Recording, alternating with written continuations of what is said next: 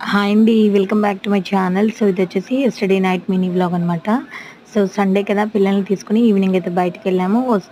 వచ్చేసిన తర్వాత ఇక్కడ డిన్నర్‌లోకి అయితే దోసలు ప్రిపేర్ చేయడానికి పిండి అయితే కలిపి పెట్టుకున్నాననమాట. సో, ఆల్రెడీ ఉంది పిండి. సో, దాన్నైతే దోసలైతే వేస్తున్నాను. సో, దోసలు ఇంకా మార్నింగ్ చేసిన చికెన్ కర్రీ అయితే ఉంది. So, dosa with chicken curry combination అనేది చాలా బావుంటుంది కదా! చాలా మందికైతే ఇష్టం ఉంటుంది. నాకు కూడా చాలా ఇష్టం అనమాట. సో, ఇలా డిఫరెంట్‌గా ట్రై చేస్తే చాలా బావుంటుంది కదా! సో, నార్మల్లీ చట్నీ కంటే కూడా చికెన్ కర్రీ, మటన్ కర్రీతో అయితే టేస్ట్ అయితే చాలా బావుంటుంది. సో, మనం ఇంట్లో దోసలంటే ఒకటి తినైతే కామ్‌గా అయితే ఉండం కదా! సో, కంపల్సరీ 2, 3 అయితే తింటాం కాబట్టి ఇక్కడ అందరికీ ఒక 2-3 అయితే వేస్తున్నాననమాట. సో, దోసలు వేయడం అయితే అయిపోయింది. ఇప్పుడైతే ఫస్ట్ అయితే తినాలి. చికెన్ కర్రీ కాంబినేషన్‌తో తింటే నిజంగా టేస్ట్ అయితే అద్భుతంగా ఉంది. సో, మీలో ఎంతమందికి చికెన్ కర్రీ విత్ దోస అంటే ఇష్టమో కామెంట్ చేయండి.